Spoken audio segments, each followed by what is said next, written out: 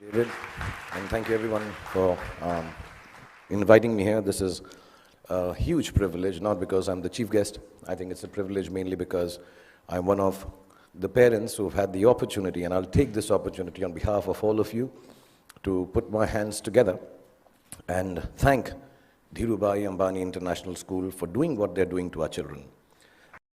So I want to thank all the teachers, all the head of departments, Zareen, Farida. I mean, you are people I used to come to. When I have trouble, I come and look at their faces, go away, and I'm calm. Everything will be sorted out. Kavas sir, who's fantastic at cricket matches, shouts louder than anyone else in the world can. All the staff members, the management, the gentlemen who man the security outside, so wonderful. And so even the guy who does the parking back there, everyone for the last 13 to 14 years that I've been here, and especially my friend, Mrs. Neeta Ambani, thank you so much for looking after our children. Really, thank you very, very much. Okay, so good evening, boys and girls. Exams are over. If I may say so, damn school is over, which seemed an impossibility just a few years back. That horrible math or physics or whoever your least favorite teacher is, you will never have to see again. That PE coach who was always out to get you is done and dusted. I know everybody's looking there. You want to party now, relax, hang out with the beautiful friends you've made in the last 13 years, 14 or some less. The last thing you really want to do is sit here and listen to someone give you advice on life lessons and what the future holds for you. And to top it, my qualification to be doing this is zilch, nada. Not at all, nothing. Really, apart from the fact that Neeta and I are friends, and thus I have some benefits. My reason to be here is the same as that of your elder brother or your sister being allowed to do things that you're not allowed to do at home. I'm like them, older, that's all. So if you think that I have had a successful career, as I was getting very embarrassed when David was recounting, because also it's been so many years since I've gotten an award now, yeah. This is like two. Got to work harder. So also if you think I've had a successful career, a great past performance and my experiences of it are no assurance that it will work in the future for you or work for you at all. And anyway, none of what I say today you will remember as soon as you're out of here. Or maybe even earlier, because you're still sleeping from the big party you guys had last night. What I say may make sense to your mom or dad, who will remember it some years down the line, and they will also remember it for all the inappropriate things that I'm going to say tonight. But you are here, and so am I, so I promise to keep this extremely crisp and sharp. 20 minutes, tops. But be rest assured, I understand if some of you walk out in the middle of my speech for bladder control reasons. Feel free to do that. Feel free, because that's what essentially my talk is about. Feeling free, the freedom to be yourself, to listen to your inner voice and never let anyone tell you who you are or who you ought to be, including me. These are the only years of your life in which you will be allowed to make regret-free mistakes. As you do so, you will chance upon your dreams and hopefully make a happy life out of their fulfillment. When you get to be 50, as some of your parents are, none of the mothers, they all look 35. They're all looking extremely hot. Some of your parents are, and like I am, you will know that the bulk of your regrets are from not having done what you wish to do. So don't hold it against your over-diligent father who's telling you to study extra even post the exams. Your annoying mother who's still depressed that your handwriting is bad. You know, she doesn't understand. If it was bad 5 years ago, chances are that your handwriting is not going to improve for the rest of your life, ever. Ma'am, get that clear. It's not going to happen. But let me assure you, squiggles and ants and mosquitoes on paper won't kill your career. Any doctor here will tell you, indecipherable hieroglyphics may actually be a career booster. Don't be angry that your parents tell you that friend of yours is not good company, he is spoiling you. And please don't hold it against them when they tell you, he's a movie star's son, he'll become a hero, what about you?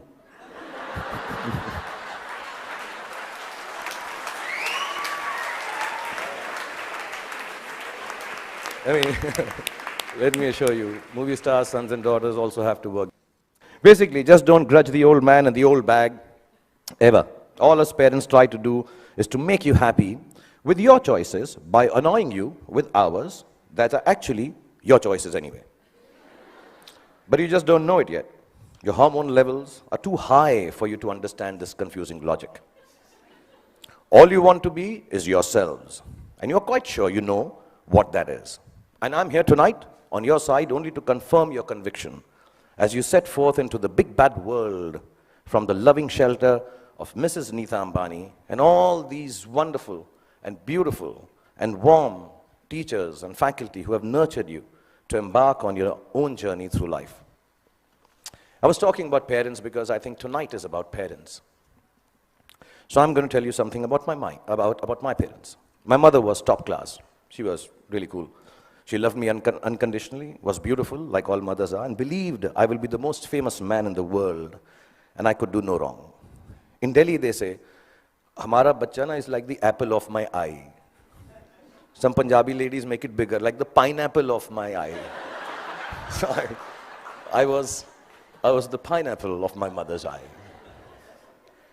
And my father was a gentleman. He was very educated, masters in law, extremely intelligent, knew 7 languages, had traveled the world, knew his politics, fought for the freedom of our country, India, and excelled at sports like hockey, swimming, and polo. He could cook and recite poems and knew the capital of every country in the world.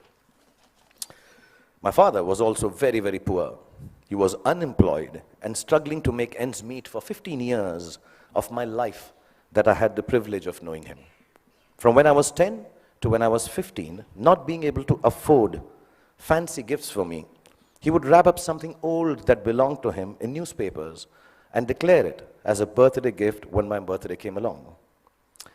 This, in the next 11 and a half minutes left that I have, is the story of the 5 gifts my father gave me and how they helped me become what I am today.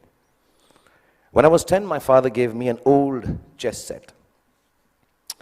Chess is a reflection of life, they say, and as cliched as it sounds, it's probably true. The first thing it teaches you is that every move has a consequence, whether you perceive that it does or does not.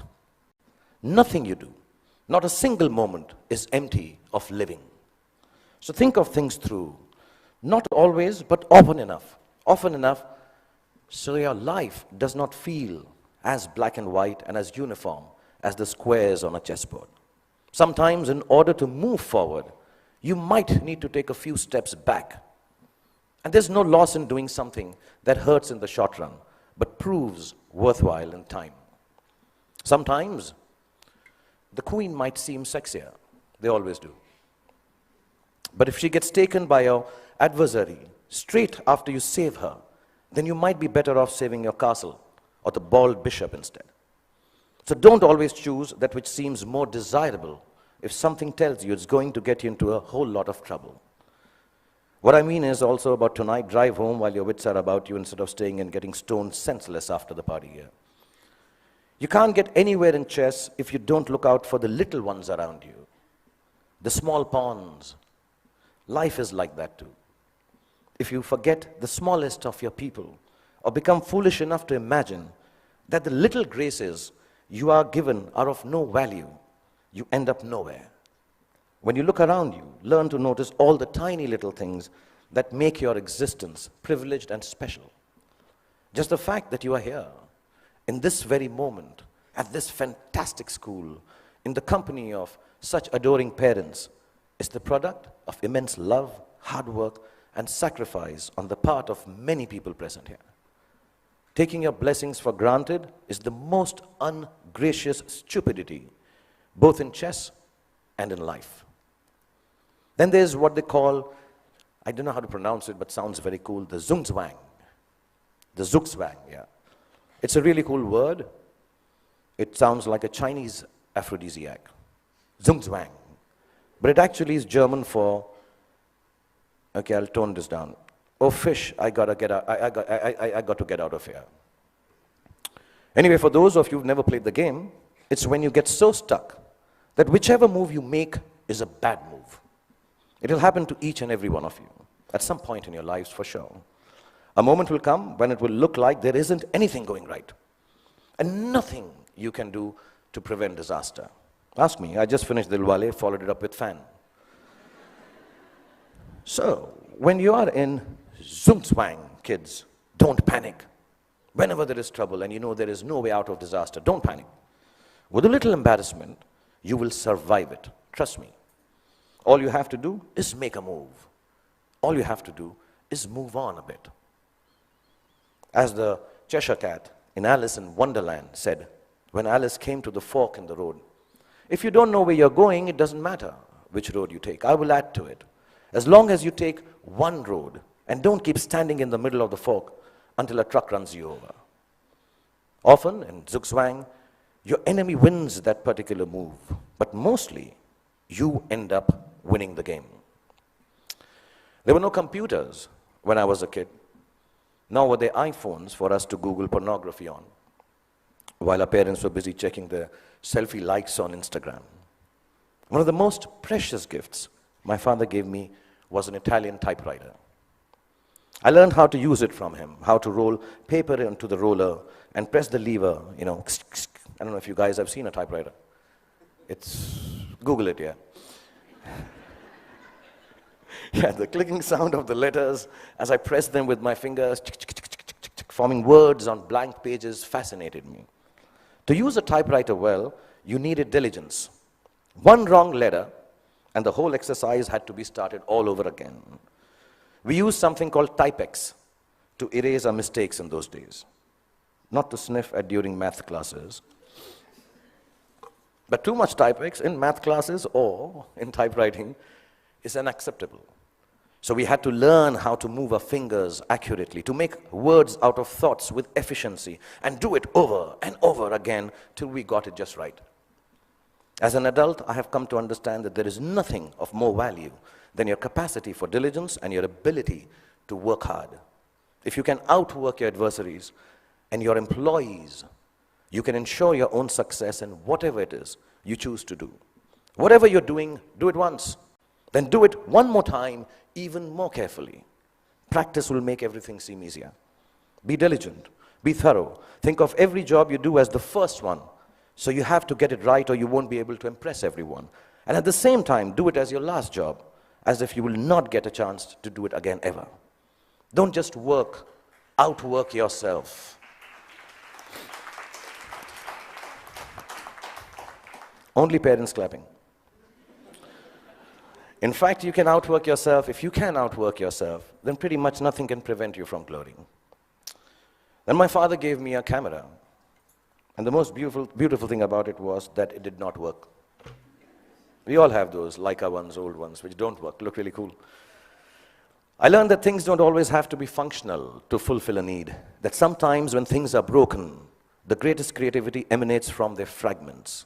I found myself looking at my world magically through the unusable lens, and the fact that there was never any actual photograph to see taught me my most important lesson yet. That creativity is a process of the soul. It does not need an outcome or a product for the world to accept. It needs only the truth of its own expression. It comes from within and makes of your world whatever you wish it to make. So don't be afraid of your own creativity. Honor it. It doesn't always have to be seen or approved by those around you. It is an expression of your deepest self, and it belongs as much to you as it does to the universe that nurtures and inspires it. All creativity is not for everyone to like or understand. All art is not up for sale. Some creativity has a bigger role to play. It is to keep you company when you're alone, when you need a friend, when the world doesn't seem to understand you. Your creativity, whatever that may be, I know a friend of mine who makes dolls out of bath bags from aeroplanes.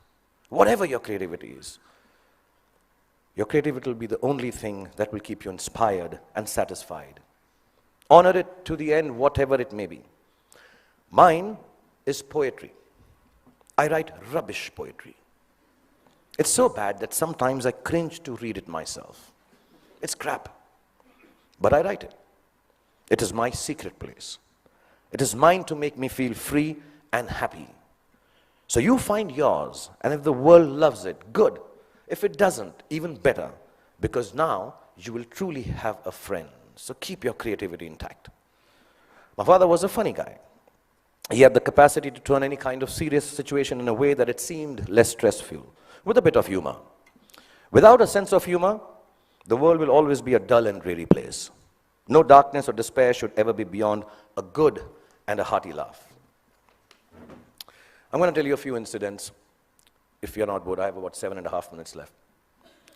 We used to live on the 3rd floor of an apartment building, and as people on 3rd floor tend to do, my friends and I used to throw things down from the balcony. You know, wrappers, tidbits, dog shit wrapped in newspapers, the usual stuff, yeah. One day, the old gentleman on the ground floor, there always is an old senile gentleman on the ground floor. He had had enough of our daily droppings. He charged at us, yelling at the top of his voice, भाई साहब, ऊपर से चीजें नीचे आती हैं, ऊपर से चीजें नीचे आती हैं. And you know, the whole mohalla, the colony emerged to witness the spectacle. My father was there, I was mortified. And he kept screaming, ऊपर से चीजें नीचे आती हैं. And my father calmly looked at him and said, चाचा जी, ऊपर से चीजें नीचे आती हैं, ये न्यूटन ने बहुत सालों पहले बताया था. आप कोई नई बात बताओ, अंदर बैठ के चाय पी के बात करते हैं. And it instantly diffused the situation. The old man smiled. We went into the apartment, worked out how dog shit needs to be disposed of properly. Over a cup of tea, and life was back to normal again. And there was another incident I'm going to relate. I had been eyeing this attractive, dusky girl who lived in our building. As smooth as I have always been with ladies, for some reason it occurred to me that if I blew up her letterbox with a Diwali cracker called Atom Bomb, she'd be very impressed with me. I've always been good with girls like that, yeah. I know things girls like. In this insanely romantic belief of mine, her letterbox soon exploded before her eyes. And I still don't know why the desired effect of running into my arms in slow motion was replaced with a screaming drama in which she flew up the stairs screaming, Amma, come here, Amma, ingeva, Amma, ingeva. She was a Tamilian lady, yeah. I took my chance, and as all macho men should do, I fled the scene. A few hours later, the doorbell rang. I looked through the magic eye, and the mother of the love of my life was standing outside looking incensed. I found a place to hide. My father opened the door. The lady began to rattle off a complaint. Your son this, your son that. Sorry, my Tamil is not good, but it sounded like that. And he listened patiently and then responded, you know, ma'am, as you were speaking, I was getting angry with my son. But then suddenly I realized how beautiful you are. And I can imagine if your daughter looks anything like you, how can my son be blamed for falling in love with her and behaving so stupidly? The lady went silent as my father continued telling how beautiful she was. And then she became a little coy. Another cup of tea was had, and she said to me sweetly, Beta, just because my daughter is so beautiful, you shouldn't behave badly with her. You should come home, sit with us, and be friends. So not only did my dad get me off the hook for blowing up the girl's letterbox, he actually got me inroads to a long, satisfying relationship with the love of my life that lasted 6 days. Because then I realized that dating beautiful girls has its downside. Every boy in the colony made advances at her, so I was regularly beaten up in my attempts to offer her some boy-friendly protection. But that's another story. The point being, learn to laugh at yourselves every chance you get. If you can manage not to take yourself too seriously, no matter how big a shot you become, or how lowly, useless, trivial you feel, you will instantly disarm life's power to beat you down. It makes you braver to face ugliness because it changes your perspective. Humor is actually the deafness to see the world, the reality, for the transient farce it really is. It's like a talisman for survival. Cultivate it and allow it to lighten every heavy moment. Wear it like a vulgar tattoo if you don't already have one. Don't ever let it get washed away in the turbulently beautiful seas of life. It's your ticket to staying young and childlike forever. And you'll realize why it matters to stay childlike when you're my age. And you watch this speech on YouTube with your children. I'll probably have kicked the bucket by then, having smoked enough cigarettes to light up a forest. But I certainly hope that you will have understood what I understand now. No, not that smoking kills, that part is okay. Well, what I'm referring to is what counts as the most beautiful and final gift that my father gave me. I only realized it was a gift on the day he died, when I was 15 years old. A gift your parents have given to you already. Yes, the singularly most exquisite gift you and I have been given is the gift of life itself. There is nothing that marks a man or a woman out from the ordinary more perfectly than grace. Grace is the consciousness that life is bigger than we are, and therefore our gratitude for it must match its vastness. It is the understanding that everyone we encounter, whether they are loving towards us or offensively abrasive, is a human like we are. It is knowing that experiences shapes human beings, and no matter how good we are at something or how successful we may become, we are never better than the other person. If you can live your life with grace towards those around you, you will accomplish more than you could if you became the President of America. That came out wrong, knowing that Donald Trump is so close to becoming the President of America. I didn't mean that. I'll rephrase that, guys. If you can live your life with grace towards those around you. Okay, actually, what the hell? Because I came and told you a secret that I write rubbish poetry, I'm going to read out a poem and end this. This is the most rubbish poem you'll hear, but keep it in your heart because I'm the damn chief guest tonight. If your after party, EDM, I assume this is the music. I thought I'd be very cool if I used the word EDM. Is EDM cool still? Class of 2016, is it cool? No? Okay. If your after party EDM stone sunrise has found you, with dog-shaped wrappings and friends that will not confound you, and you start on this journey with a brave heart about you, if you live life with grace towards those around you, you'll get where you have to, and it won't astound you. If it isn't Ferraris and a White House that downed you, you won't need an entourage to always surround you. It's your truth you will have that will shelter and ground you. And you'll remember this day as the day that unbound you. From the walls of this beautiful school and the teachers, exams and all the rules that sometimes seem to hound you. And let me tell you, you all will be successful. Let me remind you. Now it was remind, but because it's not rhyming, so I...